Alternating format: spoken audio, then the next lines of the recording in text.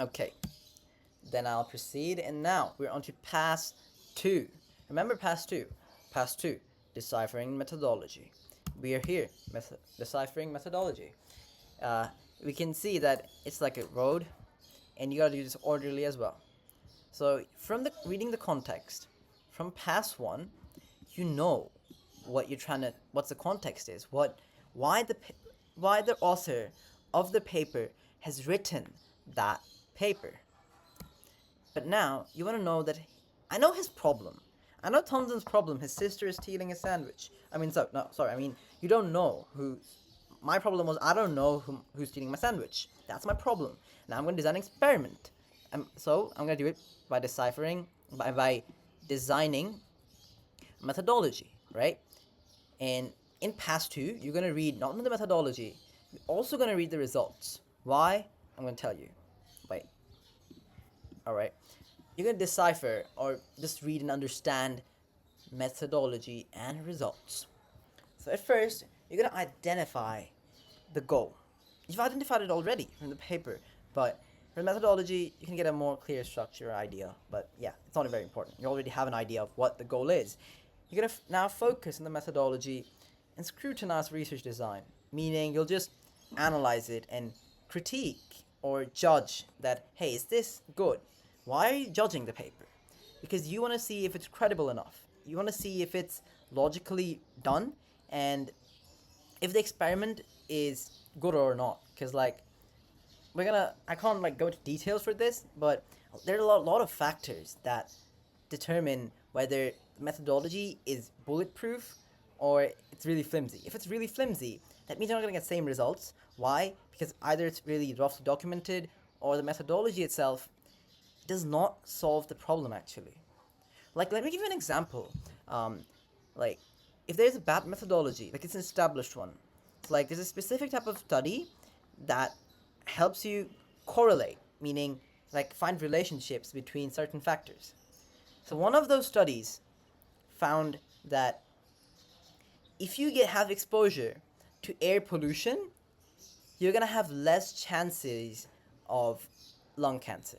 Yes, like less chances of air pollution. I mean, less chances of lung cancer with more air pollution. And that does not make sense. But the only reason we came up with that outrageous conclusion, that like do not make sense conclusion. Yeah, yeah. Question? Did you have a question? I'll take that as a no.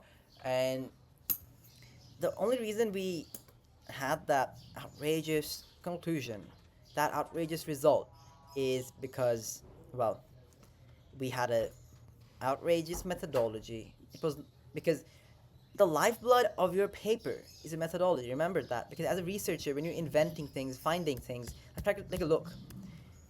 Like, in all of these steps, this is the place where you're actually finding a solution. You're a problem solver, right? So your job is to find a solution. That's the job of a researcher. So this is where you're brainstorming and getting a new solution or finding an answer. Because researchers question, and this is the step where you get an answer, or this is the step which determines what is the quality of the answer you're getting. Is it outrageous, that does not make sense, or is it a breakthrough that actually helps humanity as a whole? Okay, now we're gonna analyze the results when you do that. Okay, so remember we're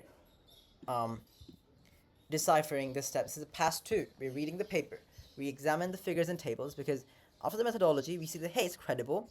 We're gonna look at the figures because there's a lot of data, and those data in a paper are usually plotted using tables or figures to help us really visualize or understand what the data is or what the information is trying to say. Or yeah, that's it. Now we're gonna analyze the results, and then we're gonna critically check in. Well, that's it. And again, we have a note over here that's pretty important. We don't know time consumption because remember, we as researchers have a time limit. We don't want to spend too much time. Any questions on this slide? I have a question. Yeah, sure. What's the problem with using ChatGPT for research All purpose? right. Yes. Good question. I love it. I almost forgot to talk about it. Good one. So, ChatGPT, you see, I don't know when you first started using ChatGPT, but like initially, ChatGPT, when you ask it for information, it was really bad at web surfing. It didn't have web surfing at all, and had outdated data that was trained on. So like, um, even during a previous term, if you would ask who's the president of the United States of America, it would say Trump. I'm not talking about right now. Like, that time Trump was already long gone. But yeah, that's how it was. But right now you might say, hey, Tanzim, OpenAI is big. They've invested tons of dollars, billions of dollars into this. Why would it be bad? Well, specifically, because like there's a lot of reasons it's bad, but for research purposes, you don't want to use ChatGPT because let's say you want to write a paper. When you're writing a paper using ChatGPT, ChatGPT can't really cite papers. And what is citing, you might ask? Does anyone know what citing is? Some should, I mean. It's a yeah. It's to reference other purpose. That's right, my friend. All right. So citing is exactly that. It's to uh, reference other papers for like whatever you've learned from them. Remember, we do a literature review, right? So we're acknowledging that we learned XYZ from, let's say, Tanzim's paper. So it's Tanzim et al. I learned it from Tanzim's paper. You're acknowledging that. That's citing. And ChatGPT, do you know what it does?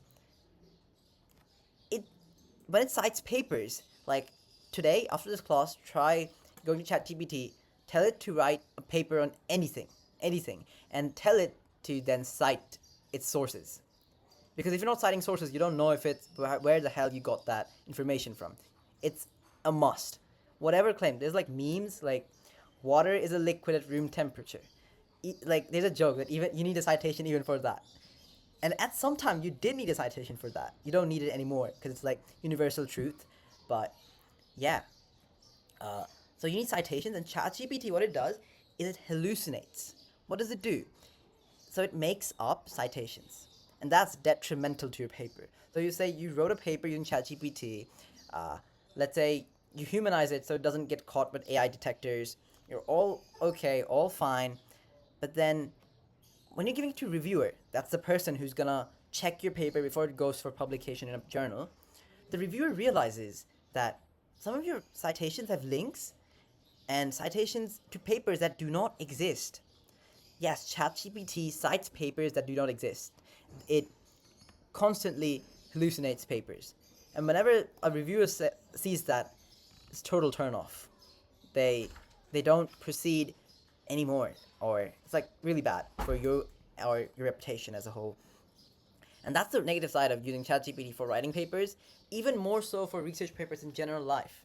Um, Let me tell you, even if you're not writing a paper, let's say you're learning something, let's say you have an exam, a class test tomorrow, um, you're just learning something, and sometimes even basic brain dead stuff, it sometimes slips, right?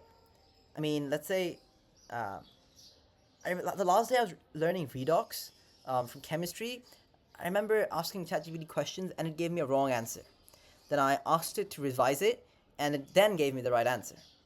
But so think, like, you don't realize where the fault is, you don't ask it to revise it, and ChatGPT will never acknowledge its faults, so you go on with the fault only to get caught later on. That's bad for you. So that's why you don't want to use ChatGPT, at least not blindly. You want to recheck every part of it, and you should use AI tools to write papers because it saves time. But note that you need to check everything it does, double check, right?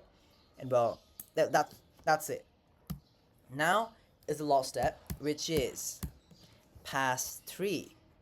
Now, the thing is, you've read the context, you've established context, you've got everything, then pass through this. You know the introduction, you know why the person wrote that paper, what the problem is. Now you go to the methodology, you know what the experiment is, what they did to find the solution to that problem. Now you're on to this last part, That is past 3, evaluating implications.